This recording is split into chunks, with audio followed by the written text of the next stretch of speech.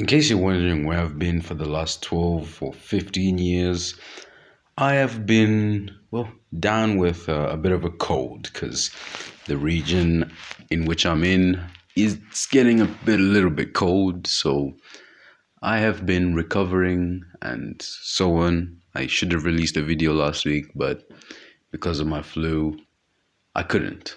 But the good news is I'm well and truly all right. Well, there are a lot of motorsports that you may have heard of in your life, or maybe not, that may just be good, but are just not heard of. I can give so many examples, or maybe the pictures you're seeing on screen are some examples, but if there's any that comes to mind is one that you don't necessarily know about, that you think you know, but actually you don't. That is the, infamous, but actually pretty good Boss GP. Now, just for starters, Boss GP is of course an official racing series. I'm not sure how official it is, but the Boss GP, it's just what it says on the tin, or if it doesn't speak enough, it is basically a series that takes past racing cars from the likes of Formula 1, GP2, and Formula Renault World Series. There's a whole lot of them, and some cars that are pretty damn good looking and nice sounding as well. This series basically stands for Big Open Single Seaters Grand Prix, as GP suggests. And you're seeing on screen right now Michael Schumacher's 1995 Formula One championship winning car, the iconic Benetton B195. And here you can see the Toro Rosso from 2006 as well, the screaming and roaring V10 engines. And speaking of screaming and roaring engines, that's what this series is all about, because they take nice sounding cars, quite fast cars as well sometimes, and will put them in a series, which is a pretty good idea, because like myself and thousands or maybe millions of Formula One fans who've watched Grand Prix but have never been to them in the flesh, you'd want to go to a race series or a race in general that has got nice sounding cars. You can hear V8s and V10s, possibly V12s as well, in the flesh. And that's what Boss GP provides.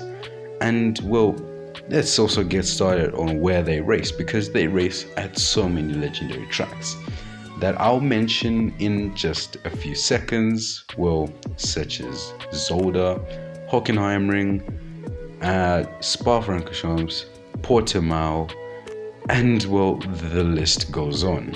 I mean, some of these tracks you've even seen them in the video, and there's a lot. You can just search online because there's a whole lot of them. There's probably over 20 tracks that they race at, and most of them are pretty cool. Like Hockenheimring, for example, the one that F1 fans do miss, and it would be nice to see a V10 screaming through Hockenheimring once again, because a lot of us have not witnessed that in our lifetimes.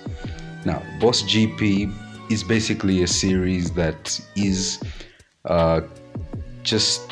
it contains gentlemen drivers, big lads, not to be disrespectful, but old lads. Sometimes it depends.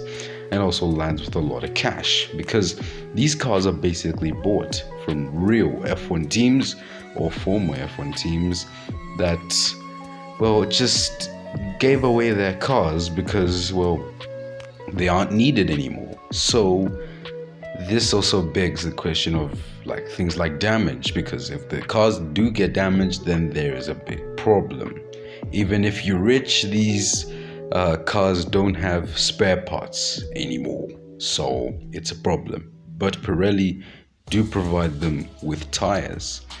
This series is also quite popular as it's where the iconic Mahavir Raghunathan made his mark on motorsport, and it's also quite popular because It's been the feeder series, support series for a number of events such as DTM a number of times and the 2018 German Grand Prix, yes, Formula One. So Boss GP is very iconic, and to hear a Formula 1 V10 or a Formula 1 V8 or a GP2 or Formula 2 that has got these nice engines, it would be something special. But from me, Octave F1, thank you guys so much for watching. I hope you did enjoy this video. Let me know what you think, if you even know the series or if you like it. Thank you guys so much for watching, and I'll see you lads next time.